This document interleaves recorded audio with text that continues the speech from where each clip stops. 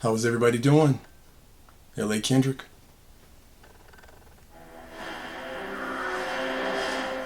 With another tale from the vault of Would You Dare? Everything supernatural, extraterrestrial, ultradimensional, cryptid, conspiracy theories. We talk about everything here. And we make sure that it's relevant, of course. And so, we are here to talk about a subject and a topic that I've not seen expressed before. So I'm going to tap on it. I'm going to touch on it. We want to talk about aliens, UFOs, and what they thought of racism, white supremacy in this country, since they've been around for civilizations from the beginnings and watched them evolve and then devolve.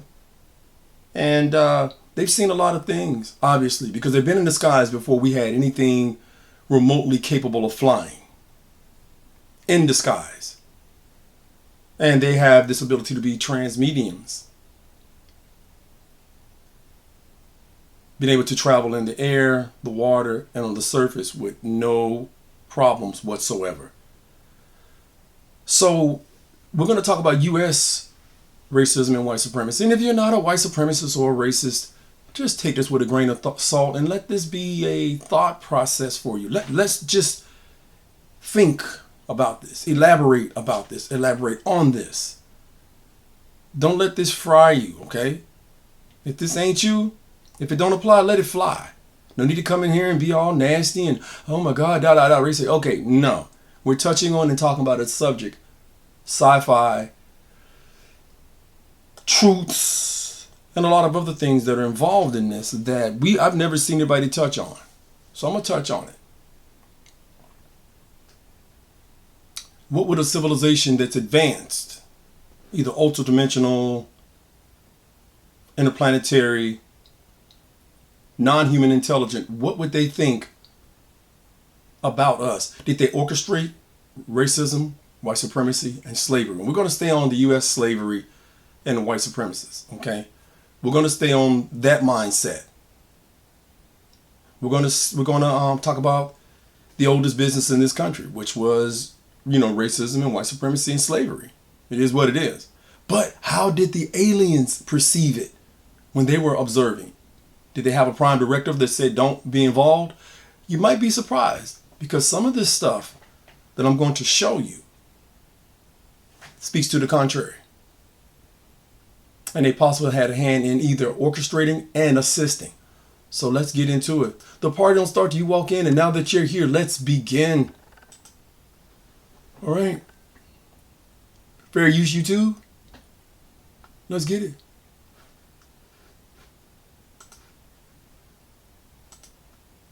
Back, and we just found out over 1 billion people have visited the site. 1 billion. It's got to be a record. The War Department says more files will be released soon. UFO experts and top researchers have been investigating aliens for years. Their sources say dozens of crashed UFOs have been recovered, and what they found inside? Shocking. Do people think that there's one type of non-human intelligence that's visiting the Earth, or is there many, many types? Now, this is very important, so you guys, I hate to stop anything. This is very important, so pay close attention. This ties into everything. Who have been involved in recoveries have said there are at least 4 separate types. Now, I have not had direct access to that, but I believe the people who I talked to. 4 different types of life. 4 different types of life. 4 different species of aliens. Another scientist called them Greys, Nordics, Insectoids, and Reptilians. All of them have 2 arms and 2 legs, just like us. Experts speculate the reptilians are scaly with long tails, like a lizard. Insectoids look like a praying mantis. The Greys look like your classic movie alien, and the Nordics look like a regular Swedish guy, but 7 feet tall. We haven't seen the evidence, but Pete Hegseth says more evidence is coming, and there are a lot of believers in Congress. I have seen evidence in a skiff that leads me to believe there are things we cannot explain, and I have observed things that are of non-human origin and creation. That's my opinion. Releasing the files isn't easy. They've been hidden for years, and a lot of people want to keep it that way. The problem we have right now is the deep state's fighting the president on release, and he kept his word, and I suspect some of our not so friendly comrades in some of our alphabet agencies are slow walking a lot of information. It's about power, it's about control, and that's kind of what runs Washington. So why is our own government fighting so hard to keep these secret? Well, a dozen scientists have either gone missing or died. Now, we don't know if that's related, but people are scared to talk. One I thought was going to do an interview, and then a couple days before sent me a message saying, after further consideration and long talks with my wife, I decided I'd be forfeiting my life if I participated in your interview. So again, you have people trying to deny facts and historical facts at the government level. It's always been like that. It's been like that since the creation of this country. And a lot of blood was lost then and shed then. And it's a lot being shed now to keep certain secrets. To keep secrets then and keep secrets now. Let's continue. Interview. And I thought that was like very unsettling message to get, obviously, but also very specific word choice, forfeiting my life. Dan Fair is the director and producer of The Age of Disclosure, the film that started to shake loose the UFO files. All right, Dan, what have you heard? So I'm going to stop Dan them there, right? And what I'm going to do, I'm tying in multiple incidents, right? And there's a reason. Now, you have 4 types of aliens that they talk about. We talk about the Nordics, which are tall whites, grays, mantis, and reptilians. Right? So there's multiple facets. Now, they're watching us interact with each other, and we're killing each other, enslaving each other at this particular time, because slavery started in it started in 1619 and supposedly ended in 1865. So they're watching this and they're observing this and the brutality of how humans treat other humans just on the hue of their skin. Right? So what are they thinking? Do they truly want to interact with a species that acts this way? All right? So they said there are 4 types. 4 types. And here you go. All right, I'm pretty sure this is just a distraction. This is where things are getting weird. Donald Trump tweeted out this photograph the other day. That is him and security detail and members of the military walking with an alien. Yeah. So alien is what... What I'm going to do, I'm going to skip ahead because that doesn't show anything, right? But this here. These are the 4 species. On projects who testified in Congress that Greys, Nordic... These are the Nordics. These are the Greys, reptilian, and the mantis. So imagine a white supremacist seeing this in the 1600s and 1800s on up. If they had a problem with black people and wanted to enslave them, what would they think of these individuals? These non-human intelligence. This group of non-human intelligence. And they say there's more. Insectoids and reptilians are potential operators of unidentified craft. And these are the 4 that they're saying have come to Earth. So this is like the description of them. You've got these insect-looking people, and they show the height, so you could see the whole height here. The tallest one being 8 feet. So the lizard guy is 8 feet tall. And again, let me stop. I'm just trying to make sure that I get the high points, and so you guys get the message about where I'm possibly going with this. All right. The history is terrifying. This history is terrifying, right? Again, so you imagine being aliens or non-human intelligence watching this planet, how we interact. Things such as gator bait, where black babies and they were buck breaking the biggest black males, tying those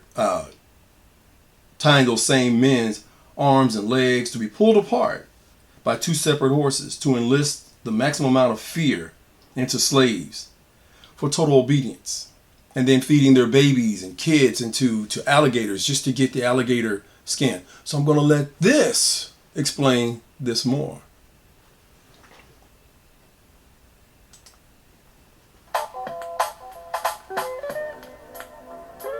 Chant heard at Gator Games is being discontinued by the university in the interest of cutting ties to its racist origins. News4Jax sports anchor Cole Pepper is joining us. Cole, this move receiving some mixed reaction from Gator fans. And not just from fans. It's a chant that has reverberated around the swamp for at least a quarter.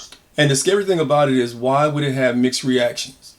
See, there is an insensitivity to the suffering of people, marginalized groups on this planet, particularly black people in this country. Again, what are the aliens thinking about this? What are they thinking?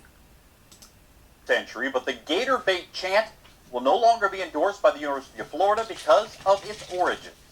So much murder, exploitation, and trauma has occurred under the American flag that we know as Old Glory. Because America doesn't need a show on FX, since the narrative of this country is already an American horror story. The extent of black trauma is not up for debate, because back in the day when white folks tried to capture alligators, they used black babies as the bait. And I know you're listening and thinking, now wait, there's absolutely no way. But let me break down how these white folks would endanger and trivialize black life back in the day. Whether or not we were on plantations, dehumanization has always been a tool for whites and their justification for using black bodies for experimentation, or when they try to justify our extermination. So please pay close attention to this examination. There are all sorts of racial slurs in the United States, and black folks have many. It's a historical fact that blacks have been called alligator bait and pickaninnies. So when alligator hunters were trying to find bait, they weren't just picking anything. So it's mad crazy that these whites were diabolical and mad shady and actually lured alligators by using black babies, and this is how they would do it. The hunter would put the baby in places that the alligator would be. He'd wait until the gator got close enough to the baby where he could see the gator's head and tail. Then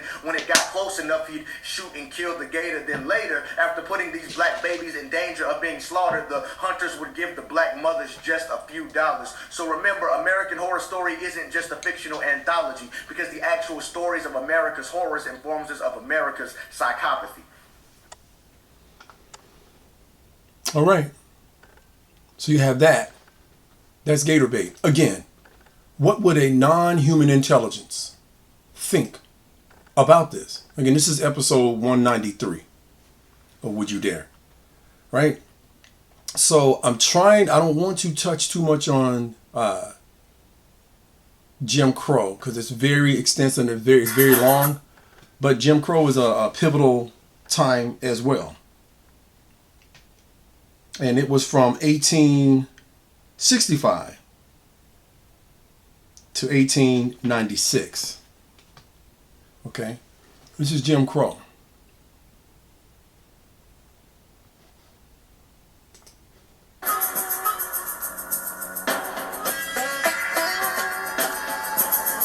Era of Jim Crow, the American form of racial apartheid. I tried to lean inside and get me a cup of water. And those white people beat me till I was unconscious. They thought I was dead. My dad said, as long as you were living in this South. Now look at the public signs. Extraterrestrials have the ability to blend in with our society as humans, or oscillating at a frequency that we probably can't even see them in, right? There's even been urban legends where aliens have taken on the form of the slaves in order to experience white supremacists, slavery, chattel slavery, racism, Jim Crow, the whole nine. The systematic white supremacy, let's just say it that way. But they can clearly see this if they're observing and don't want any contact. Just observing prime directives. You're going to have to go to the back door in this town. And you just settle for that. He said, "But one thing I want you to swear and promise to me, that you will never get used to it." I'm not ashamed of the segregated and Jim Crow experience, all because we were able to devise techniques for survival that permitted us to abide our time and to wait until our change comes. As most blacks were willing to bide their time, some began to fight back. In the late 1880s and 90s, they embarked on an uncertain campaign to secure voting rights, build their own communities, schools, businesses, and churches. Now, let me pause it there. And the thing about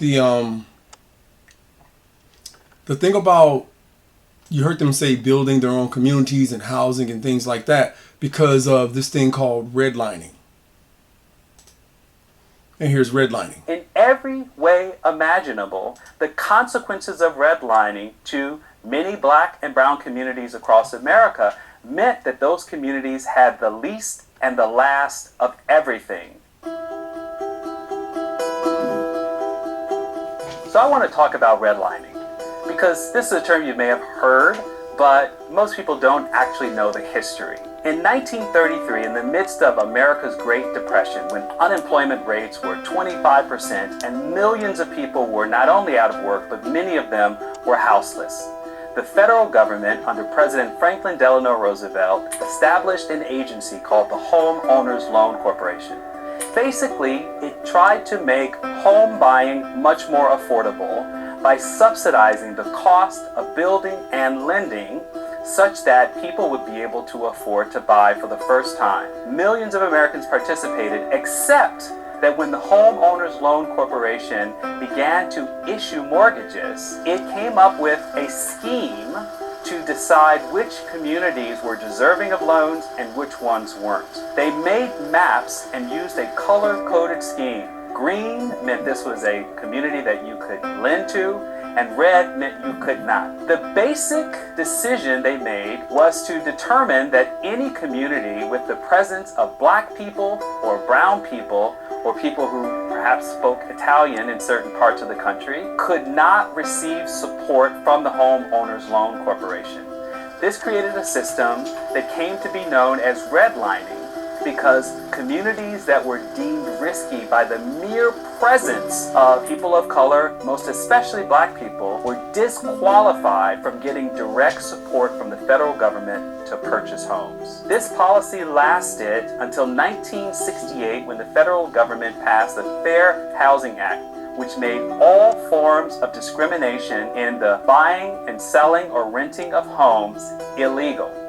But the truth is that the legacies of redlining from that moment to the present meant that black people were subjected to other forms of exploitative lending. A system called contract buying grew up as a way to sell black people homes on a layaway plan. You made set payments over an extended period of time, but you never owned the home until the very last payment. It was very common for unscrupulous sellers to withhold that final payment in an effort to take back the home from a person who had worked incredibly hard to buy it. Home ownership has been the most important asset that a typical white family has in order to do simple things like borrow money to send a child to college. But most importantly, they have financial freedom. But for communities that had been subjected to redlining, they didn't have those advantages. Not only that, the very communities that they lived in suffered from divestment. And again, what are the non-human intelligences thinking about this? They're observing a civilization just starting out, or a superpower, a major power player, which would be the U.S. They're watching them develop, and they've seen so many developmental countries and countries go from developmental into fully functional developed countries. Now, I wonder what they're thinking about when they see what they were seeing when they saw these things happening. Including the lack of grocery stores, the lack of businesses, the imposition of federal highways that often bisected their communities, in every way imaginable, the consequences of redlining to many black and brown communities across America meant that those communities had the least and the last of everything. And to this day, the median wages and income of those communities and the financial insecurity that people who live in redlined communities face has long-term health consequences for families, has educational consequences for young people whose schools often don't have the tax basis to give them the same resources that communities that were never redlined actually have.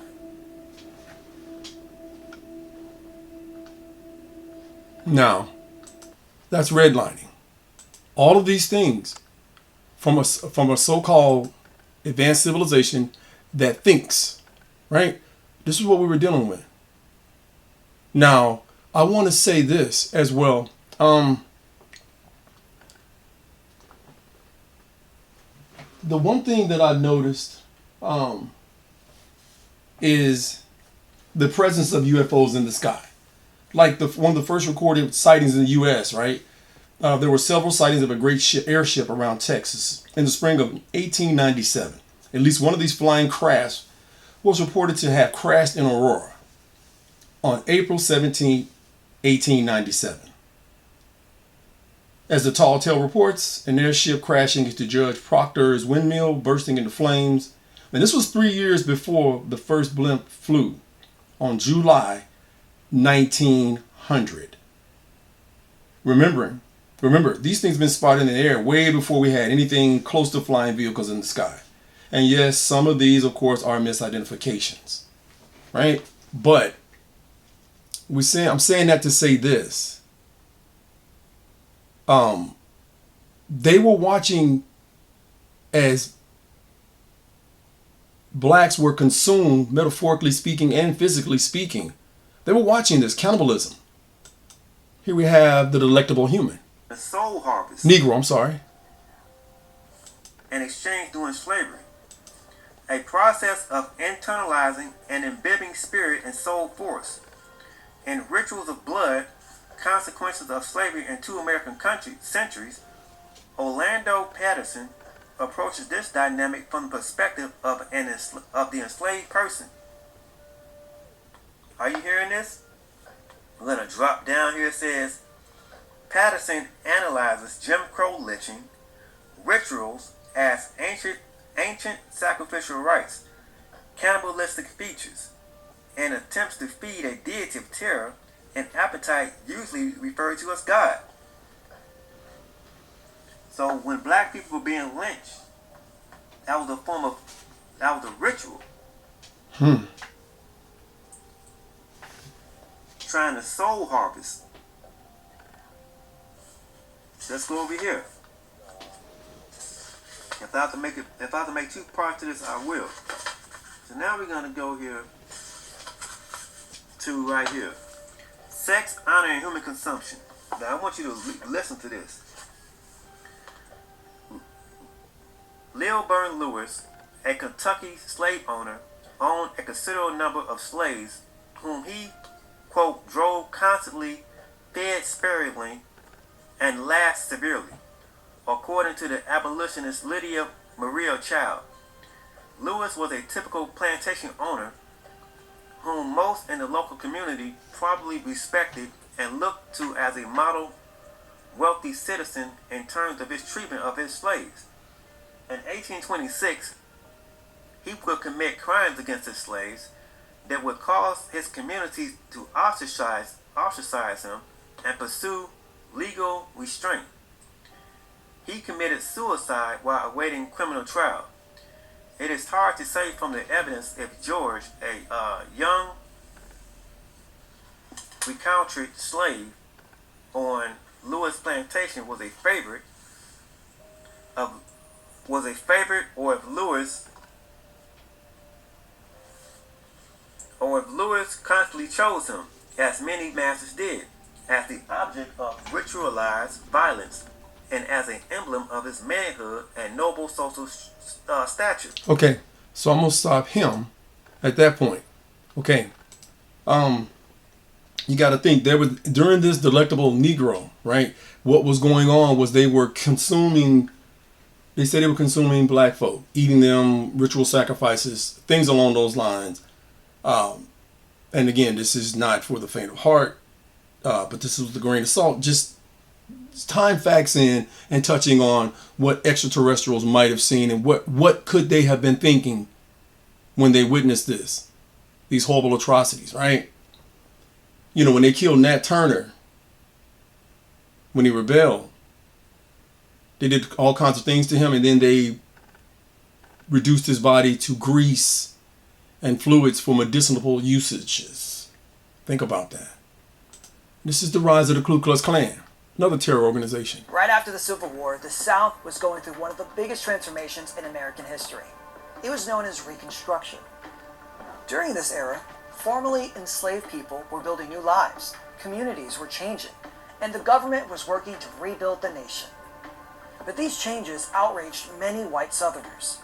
Out of this tension and anger, a dangerous group emerged, one that used fear, violence, and intimidation to try to stop progress and maintain white control. This group was the Ku Klux Klan, one of the most violent organizations of the Reconstruction era. Let me jump ahead. Like a simple social club for former Confederate soldiers. The name, Ku Klux, came from a Greek, and as formerly enslaved people gained the right to vote, the Klan transformed into a political and terrorist organization.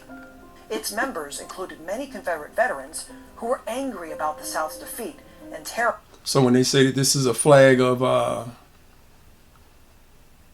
pride, it's a flag of hatred. They lost. But yeah. Terrified of black political power.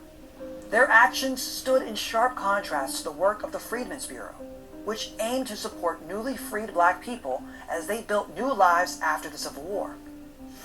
The Klan had two major goals: political power and white supremacy. With political power, they wanted to defeat the Progressive Republican Party. Yeah, that word is white supremacy.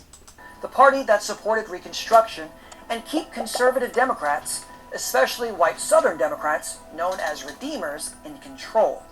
This meant preventing black men and white Republicans from voting or running for office. And by promoting white supremacy, the Klan aimed to put African Americans at the bottom of society. They believed white people should hold all of the power and used violence to enforce their racist beliefs. To reach those goals, they spread terror. Klan members rode at night, wearing long robes and masks, hoping to scare people into silence. But they didn't stop at instilling fear. They used violence too. They burned black schools and churches, attacked black families, threatened and sometimes murdered Republican leaders, surrounded polling places with armed men, and tried to destroy progress in black communities. In Georgia, they murdered and lynched. He's leaving that part out. They murdered and lynched black people. Violence was overwhelming.